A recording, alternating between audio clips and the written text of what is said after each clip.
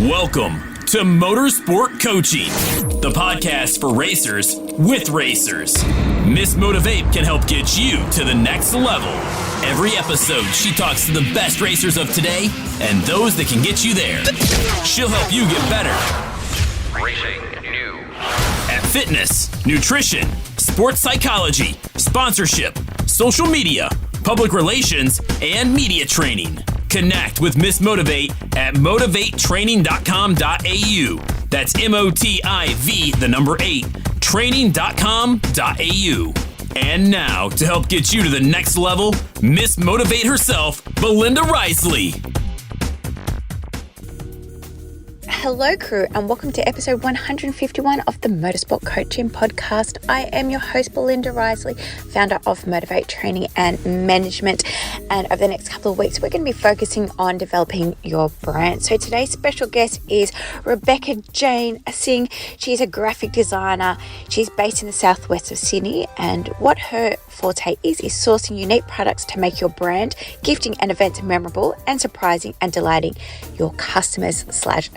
So throughout this episode, we're going to be talking about how to develop a brand, why you should develop a brand, some gift ideas that are different from just general merchandise, because remember, team, sponsors can only wear so many t-shirts and hats. So what other kind of corporate gifts could you possibly give to not only your sponsors, but possibly even resell on your merchandise site to help you fund your racing career?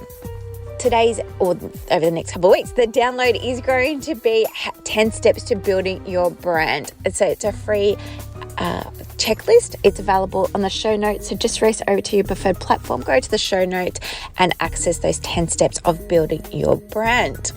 And team, I do hope you are enjoying these shows. If so, would really appreciate if you could please leave me a review over on your preferred podcast platform. It helps with our ratings, and it also helps obviously with the algorithm to get into more ears. And of course, if you do love the show, we'd love it if you could pass it on to your racing family and friends if you feel they will get benefit. Hopefully you do. And even if you're not, I'd like to hear that as well. All right, here, let's get started with today's episode. Hello, Rebecca, and welcome to the Motorsport Coaching Podcast. Thank you for having me.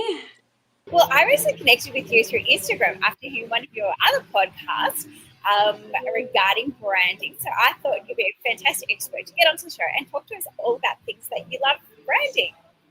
Of course. And so how did you start with branding?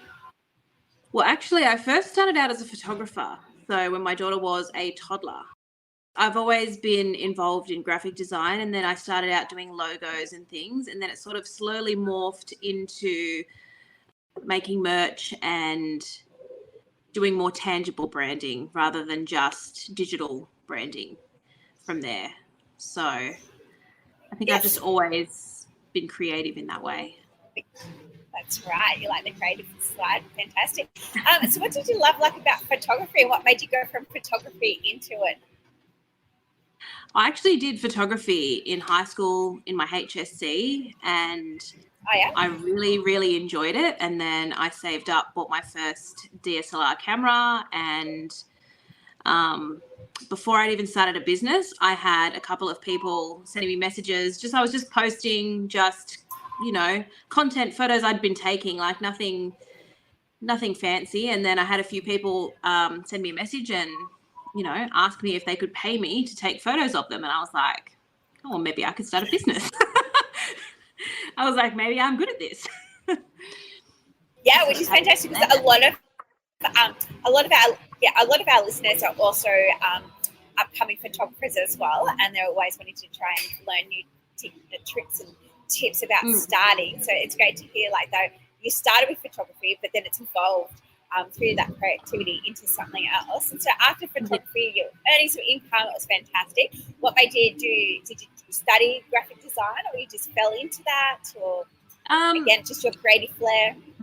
I think it was just my creative flair. I always had friends asking me, oh, can you design me a birthday invitation, or can you help me with some signage for an event? And then, I just sort of thought, well, people keep asking me this. Maybe, it's something I should look into. And I really enjoyed doing it anyway. So I was like, why not just, roll with it and see how it goes. I was a stay-at-home mum, so I really didn't have anything to lose,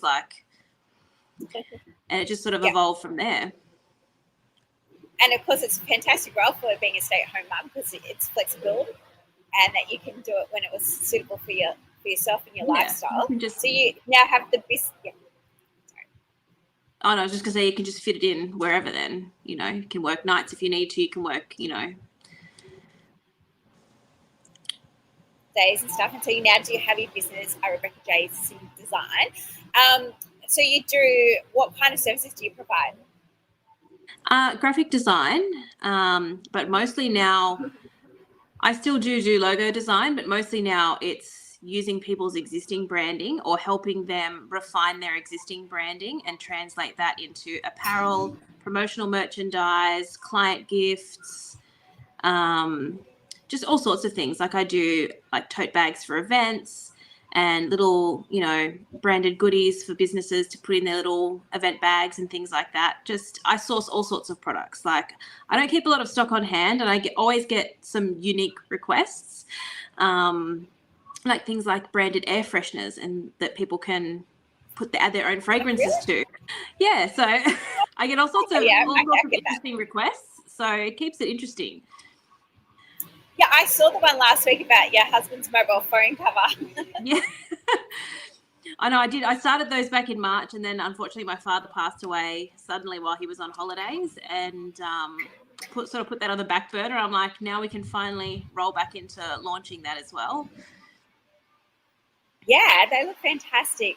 So you did mention about now working with existing businesses that pretty much already have their brand, but providing them promotional material. Obviously, from the athletes, it's really important to have promotional material as well, not only for sponsors, but also for engaging fans. Can you tell us a little bit more around like what promotional materials actually are? And I guess from your perspective, what kind of purpose do they play? Sorry, I missed the first part of the question. It cut out a little bit. Oh,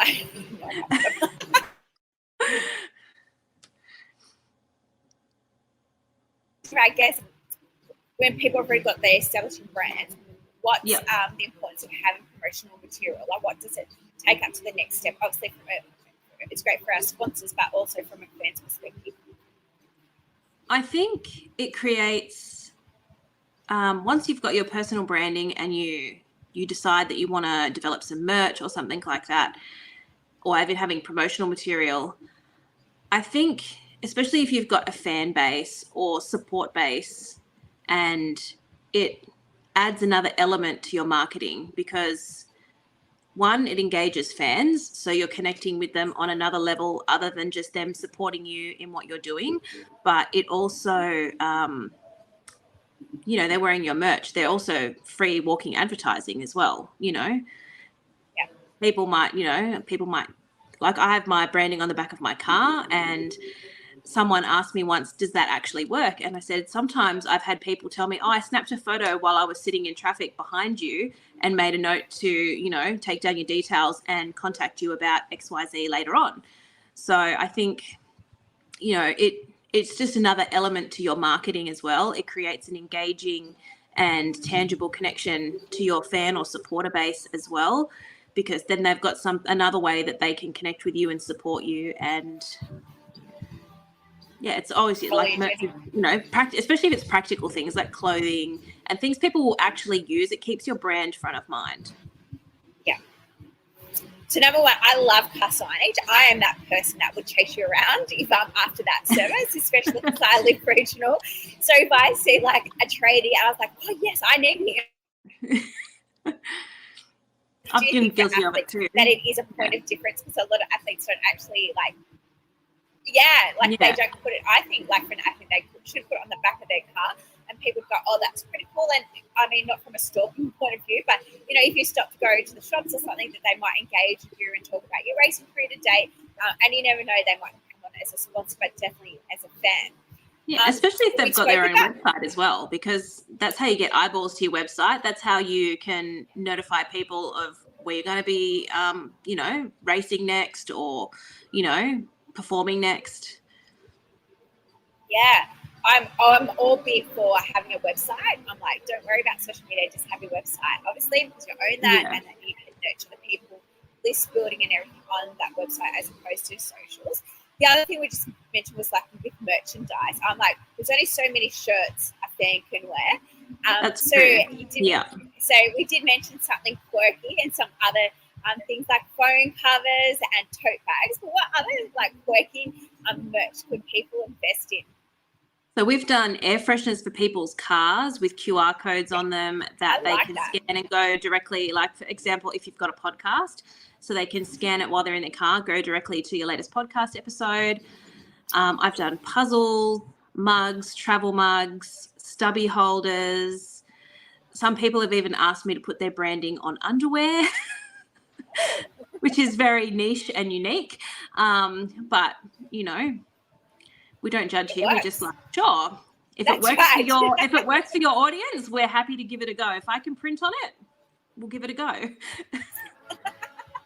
I love it. I love it.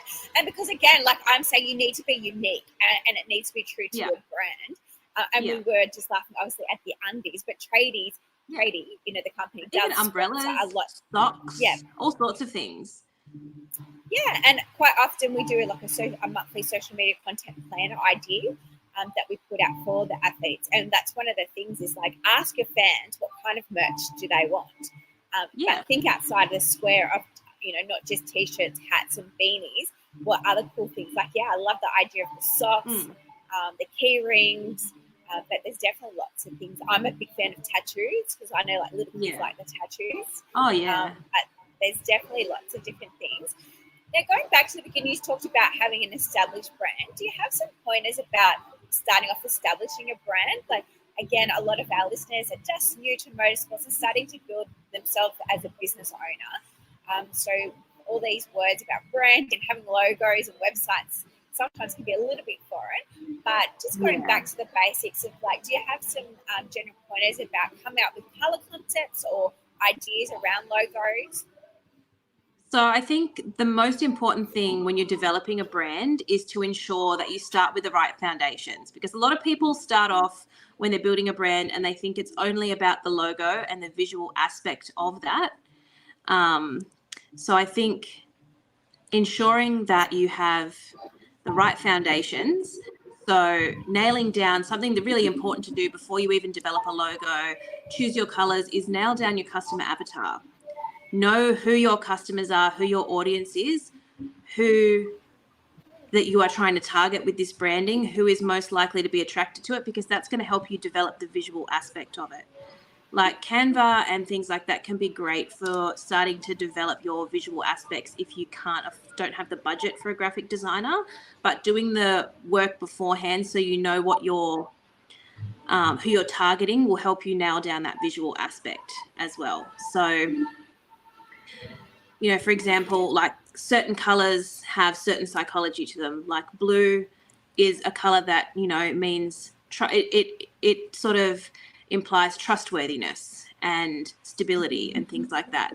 So choosing colors, not necessarily that you like, but colors that invoke the feeling or the type of message that you want to send can also be important. And then incorporating that into, you know, if you have any clothing that you wear and you're getting your logo on things, you know, like my colors are navy blue and teal and white. So navy jumper, you know, and sort of just putting those colors in and, you know, using them. Yeah, I like the blue. I was like, going to laugh and like, obviously people can't see Rebecca's jumper, but she actually does have a blue jumper on, which is, and there's so much psychology about it. But I kind of like lose the athletes when they come in, and it's the first thing I said is like, when it comes to logo design, it's not just about, you like pink or purple, for example. Like there's reasoning behind those colours. It also comes down to, again, what you said about targeting those fans. And I guess for athletes, they still have they've got two avatars, so one being the fans that they want to try and get on board, and the other being their sponsors that they want to try and get on board. So they have to make sure that their colours, not so much, they're not going to be able to resonate with every single sponsor, but definitely has to be professional. And they need to be professional. And some things are like just industry specific. Like there's colours that you may associate with an industry, and then you can then add other colours into that to sort of make it more cohesive to your brand, but also fit in with who you're trying to target and what sponsors might be looking for.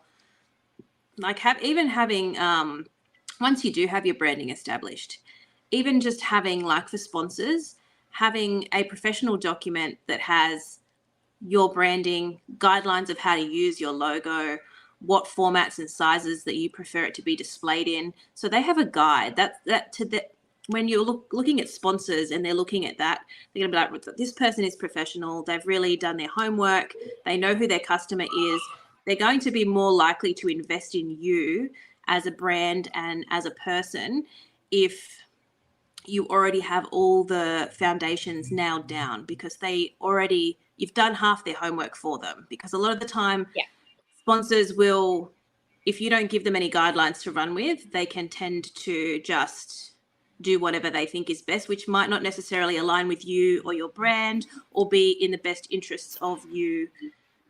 Not that you're a business, but, like, you know, your personal brand, it is your business. It's your livelihood. So, you know, if you have that nailed down already and you've got it to give to them, you know, they can be like, all right, well, this is great, but it doesn't align with us. It's not for us.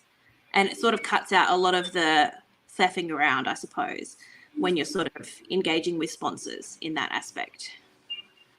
Yeah, for sure. And like you previously mentioned, that Canva's a great tool to start that process for those that are creative and they've got the patience and time to go around with those boards. But for someone who doesn't, is that a service that you provide? Definitely. So if I was engaging a graphic design client who was starting from scratch, no design knowledge, no idea of what they're doing, normally we start with a design brief. So I get them to fill out, it's like a detailed questionnaire, all about you, your brand, what you're planning to do, who you think your customer avatar is, what your general demographic age group is that are your supporters. And then we just sort of dive deeper into it from there. And once we've sort of nailed that down and we've done our homework, then once we have all that information, then you can start developing color schemes, visual aspects, fonts, topography, all of that sort of stuff, just to ensure that you're starting off on the right foot and it's solid.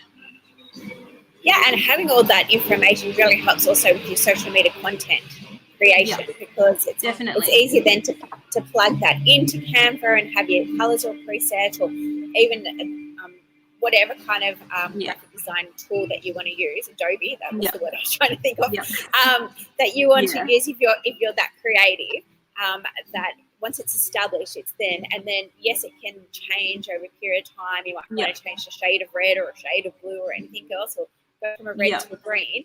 At least you've got that basics there. So I always recommend that's one of the...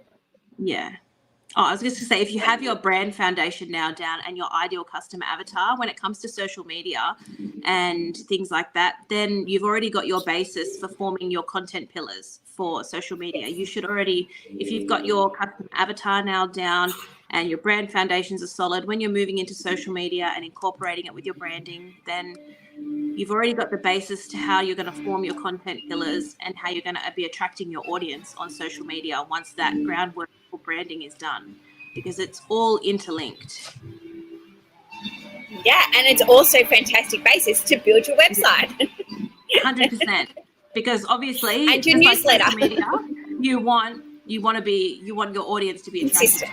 So you need to build what they're going to come to and what they're going to be attracted to and what is going to solve a problem for them or resonate with them, or, you know. Yeah, we talked about being professional and having this brand guide, as Rebecca was just saying, it helps you with your social media, it helps you with your website, it helps you with your newsletter, and then it's going to help you with your merchandise, and then also with your sponsorship proposal. It's going to be consistent. So then when somebody is looking to invest within you, that brand is going to be the same across all the board, that every time they have a point of contact with you, they're going to recognize the colours, the look, the feel, and really excite themselves about who you are as an individual, and then hopefully invest within you. But it's helping you make look more professional and being consistent across all the different platforms, that once you've got this one little piece of work done, it does take a little bit of time, but once you've developed that brand guide, that you can recycle and repurpose over and over. Yeah. And then it's going to be easier, as I said, then you can, once you've got all that, you're going to start to attract, the right customer or fans on your social media. And then the next step is then, hey, what kind of merchandise are you guys and girls interested in purchasing? And then you can start earning some money through some of Rebecca's quirky things that she can locate for you.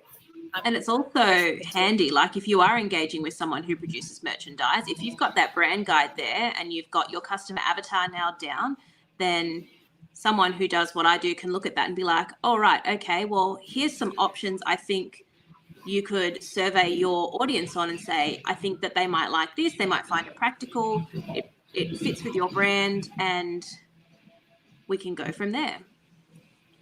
Yeah, like we were saying before, umbrellas today and gumboots would be good. Oh, yeah. Especially if you're And I'm standing like, like a muddy track or something in, right. in winter. Correct. And most, we do have lots of rain, and the rally car drivers, the speedway drivers, they're always in the mud. So I actually like the idea of gumboots. That just came to mind. I like that idea. So you've given some great tips about starting with your brand guide and getting started, and as well as the merchandise. When it comes to branding, and we spoke about repurposing social media, is there anything else that's really important for an athlete to know as they're trying to build their personal brand? I think just being consistent, and whoever you do engage to help you with your branding, ensure that they provide you with the correct files. Because if you then go to get your logo printed on something, if you don't have the correct files, it's going to cost you more time and more money to have that person or engage someone else or go back to your designer to ensure you've got the correct file types. I find a lot of people who come to me, they've got an established brand, they've got a logo, they've done the foundational work, but they don't have a proper vector file logo. So a lot of the times when you go to print, they've just got a tiny little JPEG or a tiny little PNG file, and it can't be scaled up and down. It just becomes pixelated. So ensure you have vector files for your branding from whoever you engage to help you with your brand work. And if you do create something in Canva, you can download it as an SVG. It doesn't work for everything Canva offers because not all of their icons and objects they're not all vector compatible. Some of them are just PNG files, or because a lot of people work with Canva and they upload content to Canva, but not all of them are necessarily to spec, but you can download a lot of their content as an SVG, the type of vector file. So it's just something to be mindful of, because there's so many people that end up having to spend more money after they've already spent a lot of money developing a brand to then have to get their file set up again for printing. Yeah, and a lot of those athletes need those type of files for their race suits. So when they get the race suits printed, they generally are requiring those things for their sticky clips on that. So just came to my mind now. Can't remember. So with the branding,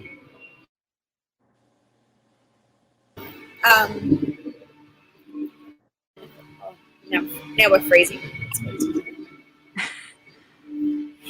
I think we've covered it all. Do you think? Possibly, I think so. Something else to note as well when you're working with merchandise suppliers or you're engaging someone, ensure you find someone who's willing to do a sample for you before you commit to doing a big run. If you're planning on ordering something in bulk, always get a sample made up. And if sorry, Beck, that one. Sorry, Becca, you just cut out. Oh, so sorry. I need to come back on now. Right, so go back. So I was just another say, thing when ordering. Yeah, I was just going to say, when you're engaging someone to do merch or promo stuff for you, ensure that you start with someone who is okay with giving you a sample up front so you can see the quality, you can see the print quality, so you can test it out and make sure it's what you want before you commit to a big run. You'd be surprised how many companies out there don't actually provide a sample. And they just give you a digital mock-up and they're not willing to give you a sample. It's always good to make sure you get a sample because you don't want to end up with 1,000 of something and it's completely off from what you were wanting. And if you're starting with a lower budget, it's good to find someone who doesn't have minimum orders. There are some people out there who, you might have to order a minimum of 20 or a minimum of 50, upwards of 100 of certain products to make it cost effective. So I just lost you. It was like about the ordering. I was just going to say, so I was just saying that even ensuring that they don't have minimums. If you're starting out and you only want to order a small quantity, it's good to work with somebody who doesn't have minimums. You can always move to a supplier later on for the same product that does higher quantities at a lower cost, but starting out with someone who doesn't have minimums in the beginning and can do small print runs or one-off print runs can be handy, especially when you're just trialing merchandise and you're not sure how it's going to go. Because you could have 1,000 people on social media say, yes, we'll buy one, and then you order 5,000 of it and you don't even sell one. So, and even doing pre-sales as well. So that sort of pre-sale for something before you release it when it's your first run can also be handy, as then you don't have as many upfront costs in your pre-sale, because then you're going to take the pre-orders from your customers first, so you know exactly how many you need to order, and then you might order some extra for people who might say, I missed out, I'd like one too. And again, is that a service that you provide? Like, do you do one-offs? I do, yeah, because everything's mostly printed in-house and I mostly source everything. So yeah, I don't do minimums. We do sample runs for most products as well. So obviously it's a bit of a lengthy process from going from nothing to developing your brand to getting that brand guide, and then the next step, deciding on what promotional material, and then actually getting it developed. So how much time frame or how long does it take, I guess, to order promotional materials and get it delivered, or the final masterpiece design? Yeah, it really depends on what the product is and how easily available it is. Like, some of the more obscure things can take a little bit of time to come in, but most things, like most standard products, like, they're available here, so it's easy to source. And like, depending on how many you're ordering, turnaround time can be anywhere from a couple of days to a couple of weeks. Just depends on what you're ordering, the quantity, and how much setup and testing or samples we need to do before we commit to a full run.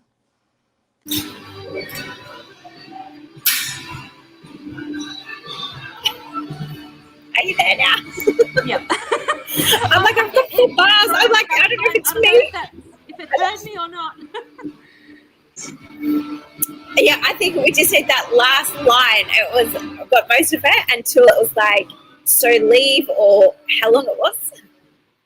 Oh, so I said it can just be anywhere from a couple of days to a couple of weeks. It just depends on what you're ordering, how much you're ordering of it, and how many, if we need to do a sample run, if we need to do a couple of sample runs to tweak something, or or if it's something really niche, it might take a little bit longer. But yeah, usually anywhere from a couple of days to a couple of weeks. And it also depends on, how ready your branding is to go to print as well. So. And your files, and if your files are right. And your files, yeah. depending on who you engage to do it. Like, a lot of us, we've developed a quick way of just converting people's files, but it really depends on the file too. Some of them don't convert well, so sometimes you have to start again and recreate it. But usually it's not too bad. It can be done. Yeah, and I just want to say, like, I utilize a lot of promotional materials to be a point of difference when trying to engage with a sponsor.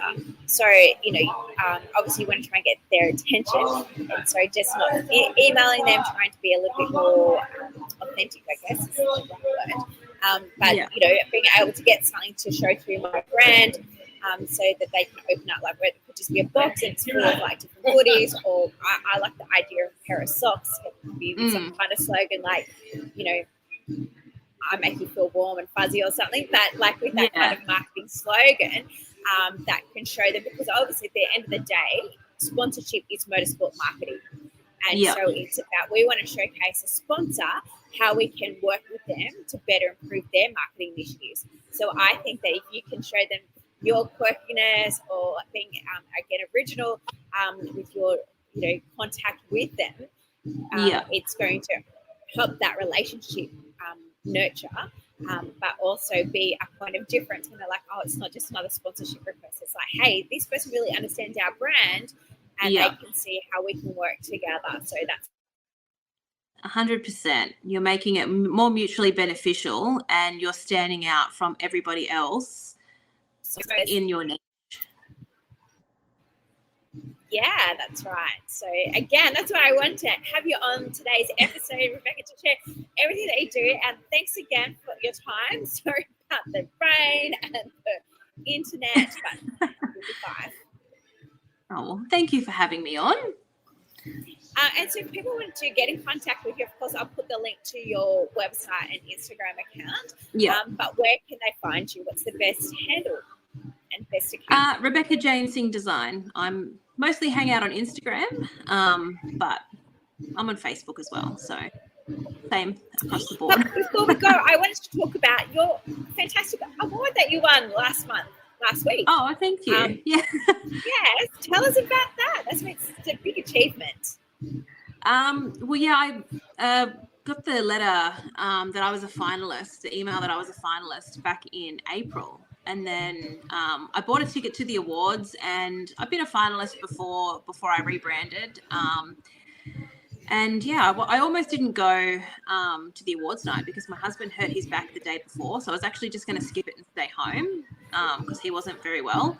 And then I ended up going, and I joked with the mayor when I got up on stage, and I said, I wasn't actually going to come tonight because my husband hurt his back at work. I said, I suppose it's lucky I turned up. Hey. And tell us, what award did you win? I won Most Outstanding Sole Operator for the Liverpool City Local Area Business Awards.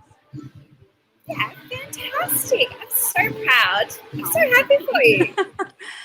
It was a shock. I wasn't expecting to win. I suppose everybody says that, but I really wasn't expecting to win. Yeah, but obviously, your work's being noticed, and lots of people voted, or your fans have voted for you, which is fantastic. Yeah. But again, thank you for coming on and sharing your wisdom around branding. And guys, as you can hear, love Becca, and I highly recommend that you race over and check out her Instagram and her website. Even get in contact, have a chat to see how she can help you with whether you're getting started with your branding or you're wanting to develop your branding a little bit more, or even if you're at the stage of getting some promotional material, whether that be for your sponsor or for your fans that you can hand out when you're at the track next. Anyway, Beck, thanks very much for your time. Thank you for having me. Thanks. Thank you. Get ready for the race. Do you feel one step closer to being the next superstar behind the wheel? MotivateTraining.com.au for more. MOTIV, 8training.com.au. The green flag. Every episode gets you one step closer to the checkered flag. The Motorsport Coaching Podcast, getting you to the checkered flag faster.